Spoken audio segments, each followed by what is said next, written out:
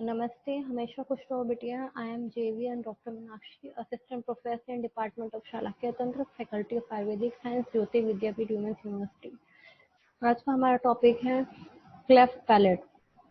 तो cleft palate को समझने के लिए सबसे पहले आपको समझनी होगी embryology. Palate is formed of primary palate and the secondary palette.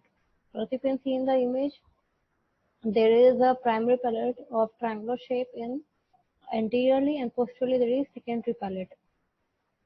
Primary palate is a structure that is formed by the two maxillary and two medial nasal processes and that separates the developing oral and nasal cavities. Secondary palate is a structure that is formed by two palatal processes, the outgrowth of the maxillary processes. Then comes the embryology. The development of facial structure starts at the end of 4th week. 5 facial prominences around stomatodium. These are unpaired frontonasal process, paired maxillary prominences, paired mandibular prominences. As you can see in the image, there is a growth of the palate in the 7th week, 8th week, and the 10th week development. Then definition, the cleft is a fissure or opening gap. A cleft palate is an opening or split in the roof of the mouth that occurs when the tissue doesn't fuse together during development in the womb. A cleft palate often includes a split in the upper lip that can occur without affecting the lip. The clefts can also affect other parts of the face, such as the ears, eyes, cheeks, nose, and forehead. Here's an image of the normal palate on the left side and the cleft palate on the right side. In the right side image, there is a cleft in the soft palate and cleft in the hard and soft palate. Here's an image of the normal palate, partial cleft palate, and the complete cleft palate. Incidence cleft palate is present in 1 out of 1000 live births. Considering the cleft deformities, 50% are cleft lip and cleft palate both. 30 to 35% is cleft palate only, and 15 to 20% are cleft lip only, more common in girls. Causes are exact causes unknown. There are environmental factors and the genetic factors. In the environmental factor, fetal exposure to cigarette, alcohol, smoke, certain medications like oral contraceptives can cause problems. In genetic factors, parents pass on the genes that cause clefting. Symptoms are difficulty with feeding, difficulty swallowing with potential for liquids or food that come out the nose, nasal speaking voice, chronic ear infections, small aligned teeth, growth retardation. Complications are feeding difficulty, ear infections and hearing loss, dental problems, speech difficulties, psychological challenges. Then feeding difficulties, one of the most immediate concerns after birth is feeding, as cleft palate makes sucking difficult or cause gagging or nasal regurgitation. To overcome this problem by using a special bottle nipple or a small artificial palate that fits into the roof of the mouth. The upright sitting position allows gravity to help the baby swallow the milk more easily. Second complication is the ear infections and hearing loss. Babies with cleft palate are especially susceptible to middle ear infections. Ear infections are often due to dysfunction of the tube that connects the middle ear and the throat. Over time, repeated ear infections can cause damaged hearing, but hearing loss may resolve with treatment. It's important for children with cleft palate to be evaluated regularly by an audiologist. Most children with clefts have tubes inserted in their ears to drain fluids and help prevent infections. Third complication is a dental problem. If the cleft extends through the upper gum, tooth development will likely be affected. A pediatric dentist should monitor tooth development and oral health from an early age. Fourth one is the speech difficulties. People both the lip and palate are used in forming sounds. The development of normal speech can be affected. A speech pathologist can evaluate your child and provide special therapy, speech therapy. Fifth one is psychological challenges. Children with clefts may face social, emotional, and behavioral problems due to differences in appearance and the stress of intensive medical care. These are the types of cleft lip and palate. On the left side, there are cleft lip, unilateral incomplete, unilateral complete, and bilateral complete. On the right side, there is the image of cleft palate, incomplete cleft palate, unilateral complete lip and palate, and bilateral complete lip and palate. The treatment is cleft palate repair by the age of 12 months. The time of operation, general agreement exists that surgical correction of a cleft palate should be accomplished when patients are younger than 1 year, before significant speech development occurs. The aim of repair is to separate the oral and nasal cavity. This separation involves the formation of a wall that is necessary for normal speech. Also, the muscles at the back of the palate need to be put in their proper place across the cleft so the child can learn to speak normally. There is an image of before surgery, and right side there is an image of the after palate repair. So this session is powered by digital version 2.0 Jyoti Vidyapeeth Women's University. So I hope you are satisfied with my digital session. If you have any query, please mention in the comment box. I will resolve it. Namaste, Hamesha Kushra Bitiya. I am JVN Dr. Minakshi, Assistant Professor in Department of Shalakya Tantra, Faculty of Ayurvedic Science, Jyoti Vidyapeeth Women's University. तो इनसे पहले वाले sessions में हमने discuss किया था headache, उसका introduction, migraine क्या होता है, क्या फीचर्स होते हैं, क्या फेजेस होते हैं, कितने टाइप्स का होता है, ठीक है। बाद में डिफरेंट टाइप्स से हमने माइग्रेन डिस्कस किए थे, फुटबॉलर्स माइग्रेन, ऑप्थेल्मोप्लेजिक माइग्रेन, ठीक है। तो अब हम डिस्कस करेंगे द ट्रीटमेंट ऑफ माइग्रेन, ठीक है। ट्रीटमेंट ऑफ माइग्रेन को हम दो पार्ट्स में पढ़ेंगे, the treatment of acute attack which is the primary treatment and next one is the prophylactic treatment, ठीक है। तो फर्स्ट है ट्रीटमेंट ऑफ एक्यूट अटैक, जिसको बोलते हैं हम प्राइमरी ट्रीटमेंट, ठीक है। तो अगर माइल्ड अटैक है या सीवियर अटैक हो माइग्रेन, उस केस में आपको क्या प्राइमरी ट्रीटमेंट देना है, ठीक है।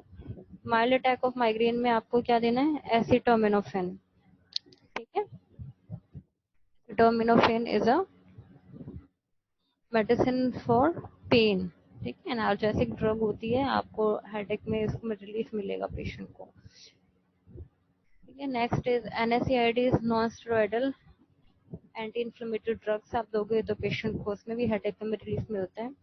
Next is in case of severe attack आपको देना है एगेट एल्कलॉइड्स, ठीक है। उसमें आप अर्गेटामिन दे सकते हो, डाईहाइड्रो अर्गेटामिन दे सकते हो, डीएचई दे सकते हो। It is best given at the onset of attack, ठीक है। सारी मेडिसिन आपको कब देनी है, जब एक्यूट अटैक आ जाता है उसके आने के बाद में देनी है। जो अर्गेट एल्कलॉइड्स होते हैं, it is N alpha adrenergic agonist with a strong serotonin receptor affinity and has a vasoconstrictor action। हमने पढ़ा था कि जो पेन वाला फेज होता है, हेडेक वाले फेज में आपको वेसोडाइलेटेशन होता है, तो ब्लड वेसल्स का वेसोडाइलेटेशन होता है, तो इसके लिए हमें क्या देना होता है, वेसोकंस्ट्रिक्टर देने हैं। वेसोकंस्ट्रिक्टर्स कौन से होंगे, जो अल्फा एडिनर्जिक एगोनिस्ट होते हैं और इसमें सेरोटोनिन रिसेप्टर एफिनिटी होती है, वो आप देने होते हैं। तो they are available as oral, sublingual, injectable and inhalation form. तो मेडिसिन आपको अलग अलग फॉर्म्स में मिल सकती है, अलग अलग रूट से आप दे सकते हो। 1 to 2 mg every half an hour, sublingual और टू बी स्वेलोड, ठीक है। अगर आपको ओरल देनी है, सबलिंगुअल देनी है, तो आपको क्या डोज देनी है, 1 to 2 मिलीग्राम हर आधे घंटे में देनी है, और आप मैक्सिमम 8 मिलीग्राम तक दे सकते हो। A single dose of promethazine 50 milligram or metoclopramide 20 milligram given along with ergotamine relaxes the patient and alleviates the nausea and vomiting, ठीक है। तो माइग्रेन के केस में आपको एसोसिएटेड सिम्टम्स मिलते हैं नोजिया और वॉमिटिंग के, तो उनके रिलीफ के लिए आपको फिनार्गन ब्रांड नेम आता है प्रोमेथाजिन का, वो आप दे सकते 50 मिलीग्राम सिंगल डोज, या फिर मेटोक्लोप्रोमाइड दे सकते हो, रेगलान के नाम से आता है 20 मिलीग्राम, साथ में अर्गेटामिन के साथ में आप दे सकते हो। Caffeine 100 milligram is thought on slim evidence to potentiate the effects of ergot and other medications for migraine, ठीक है। जो हमारे कैफीन है वो आप 100 मिलीग्राम दे सकते हो। वो क्या करते हैं, हमारे जो एगेट डेरिवेटिव्स हैं या फिर दूसरी मेडिकेशंस है माइग्रेन की, उसके इफेक्ट को इंक्रीज कर देता है, उसकी पावर को इंक्रीज कर देता है, इसलिए साथ में कैफीन दी जाती है। तो कॉम्बिनेशन साथ में एर्गेटामिन और प्लस कैफीन के वो दिए जाते हैं। Reduces headache in 70 to 50% of patients, ठीक है। तो इन मेडिकेशन से 3/4 ऑफ पेशेंट्स में हेडेक रिड्यूस हो जाता है, ठीक है, फिर है 5-HT रिसेप्टर एगोनिस्ट। ठीक है, ये मेडिकेशन आप दे सकते हो। व्हाट इज ठीक है, 5-HT means 5 hydroxy tryptamine receptors या फिर सेरोटोनिन रिसेप्टर्स। ठीक है, तो उसके लिए आप दे सकते हो sumatriptan. It is an important medicine. It is effective at stopping acute attack of migraine headache. ठीक है, सिमाट्रिप्टन जो हमारे एक्यूट अटैक होते हैं माइग्रेन पे, उसको स्टॉप करने में काफी हेल्प करती है। It can be given subcutaneously 6 milligram. ठीक है, तो इसके सबक्यूटेनियस भी दे सकते हो, इसको इंट्रानेजल भी दे सकते हो, ओरली भी दे सकते हो, तो अलग अलग डोज हैं। अगर आपको सबक्यूटेनियस देना है तो आपको कितना देना होगा, 6 मिलीग्राम। ठीक है, अगर आप इंट्रानेजल रूप से दे रहे हो तो आपको 20 मिलीग्राम देना होगा। ठीक है, अगर आप ओरली दे रहे हो तो 50 to 100 मिलीग्राम देना होगा। तो 70% पेशेंट्स में सिमाट्रिप्टन से काफी रिलीफ मिल जाता है। ठीक है, इमिट्रैक्स ब्रांड नेम के हाथ से आता है सिमाट्रिप्टन। ठीक है, तो आप इसको बाय माउथ दे सकते हो, नोज में दे सकते हो, बाय इंजेक्शन दे सकते हो। ठीक है, साइड इफेक्ट्स क्या होते हैं सिमाट्रिप्टन के, चेस्ट टाइटनेस और फ्लशिंग। ठीक है, तो किसी किसी पेशेंट में टाइटनेस मिलेगी। ठीक है, या फ्लशिंग ऑफ स्किन मिलेगी। ठीक है, तो पेशेंट्स को रेडनिंग मिलेगी नेक में या अपर चेस्ट में। ठीक है, वार्म फील होती है, that is the flushing of skin. Should not be use concomitantly with ergotamines or in patients with heart disease। ठीक है, तो इसमें आपको ये प्रिकॉशंस लेने हैं कि किस में आपको देने हैं, किस में नहीं देने हैं। ठीक है, तो आपको क्या करना है, जिसमें आप अर्गेटामिन दे रहे हो तो उसके साथ में आपको नहीं देना है। जिस पेशेंट में हार्ट डिसीज है उसमें आपको सिमाट्रिप्टन नहीं देनी है।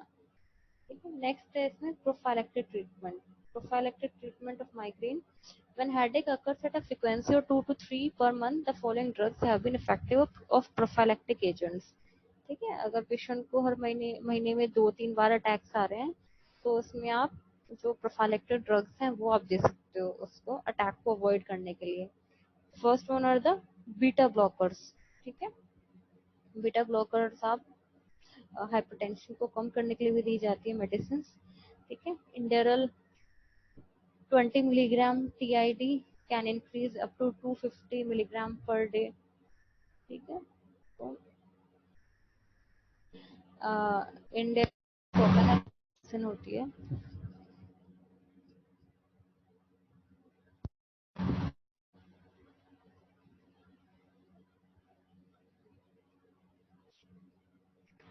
ठीक है, नेक्स्ट हम दे सकते हैं इसमें एटेनोलॉल। एटेनोलॉल की डोज है 40 to 160 milligram per day. Timolol दे सकते हैं 20 to 40 milligram per day. मेटाप्रोलॉल 100 to 200 milligram per day. ठीक है, नेक्स्ट है इसमें सोडियम वैल्प्रोएट, तो आप दे सकते हो 50 मिलीग्राम पर डे और मैक्सिमम 1 ग्राम पर डे तक दे सकते हैं। नेक्स्ट केमिकल चैनल ब्लॉकर्स आप दे सकते हो, वेरापेमिल, निफेडापिन। ठीक है, ट्राईसाइक्लिक एंटी डिप्रेसेंट्स दी जाती हैं। ठीक है, एमिट्रिप्टालिन या इमिप्रामिन। एमिट्रिप्टालिन की डोज है 25 मिलीग्राम।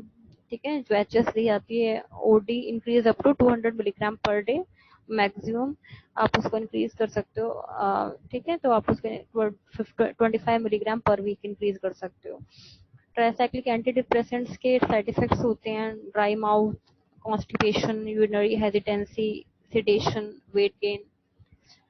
फिर और ड्रग्स हैं इसमें मिथाइल सर्जाइड। ठीक है, it is a serotonin agonist, vasoconstrictor होता है, हाईली इफेक्टिव होता है प्राइमरी ट्रीटमेंट के लिए, और लेकिन उसके साइड इफेक्ट्स होते हैं। ठीक है, प्रोलॉन्ग यूज करने की वजह से साइड इफेक्ट्स होते हैं, रेट्रोपेरिटोनियल फाइब्रोसिस हो सकता है, पल्मोनरी फाइब्रोसिस हो सकता है। मिथाइल सर्जाइड की डोज है 2 to 6 milligram per day. Other drugs जो आप प्रोफाइलेक्सिस के लिए दे सकते हो, दीज आर क्लोनिडिन, साइप्रोहेपेटाडिन, फ्लूनाराजिन, इंडोमेथोसिन। तो इनकी इन्होंने डोज एक्सप्लेन की है स्लाइड में। ठीक है, तो हमारा माइग्रेन टॉपिक यहाँ पे कंप्लीट होता है। Thank you so much. This session is powered by digital version 2.0 Jyoti Vidyapeeth women's university. I hope you are satisfied with my digital session. If you have any query, please mention in the comment box. I will resolve it. Thank you so much.